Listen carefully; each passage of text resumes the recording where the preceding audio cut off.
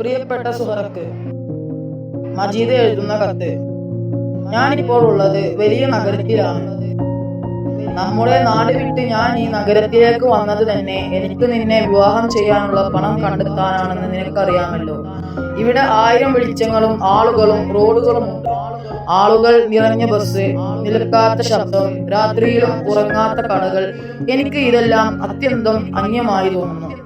ഞാൻ ഹൃദയത്തിൽ മുഴുവൻ ഓർമ്മിക്കുന്നത് നീയും നമ്മുടെ ഗ്രാമവും കുട്ടിക്കാലവും ആണ്.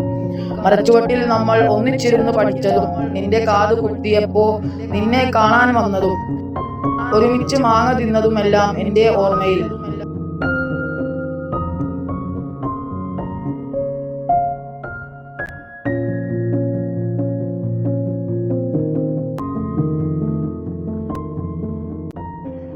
എന്താ മജീദ് എവിടെ ഇരിക്കുന്നത്? ഒന്നുമില്ല. എന്താ, എന്ത് പറ്റി? നീ പറ, എന്ത് പറ്റി?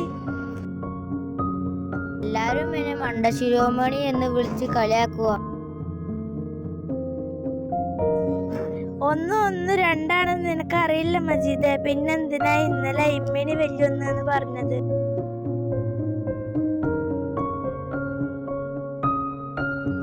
അത് വിട്, നീ വാ, സ്കൂളിൽ പോകാം. എനിക്ക് വയ്യ. എന്നും കണക്ക് മാഷ് ചോദ്യം ചോദിച്ച് തല്ലും. ഇന്ന് മാഷ് ചോദ്യം ചോദിച്ചാൽ നീ എന്റെ സ്ലേറ്റിൽ നോക്കി ഉത്തരം പറഞ്ഞോ? ദാ, നിനക്ക് ഞാനൊരു സാധനം കൊണ്ടുവന്നിട്ടുണ്ട്. ഇന്ന് ഞാൻ പഠിച്ചതാ. വാ, നമുക്ക് പോകാം.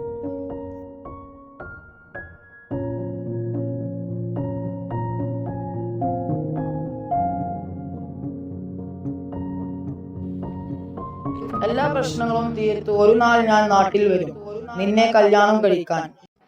ആ ദിവസത്തിന് വേണ്ടി ഞാൻ പ്രാർത്ഥനയോടെ കാത്തിരിക്കുന്നു. സ്നേഹത്തോടെ, നിന്റെ Majeed. Now we just saw an imaginary letter from the story Balya Kalasagi, an unfinished love story by Vaikom Muhammad Bashir. Vaikom Muhammad Bashir was not just a writer.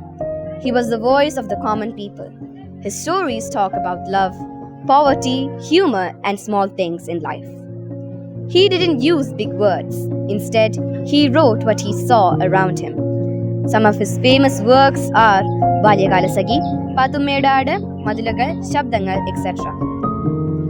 People call him the Bepur Sultan because he lived in Bepur and ruled the heart of leaders.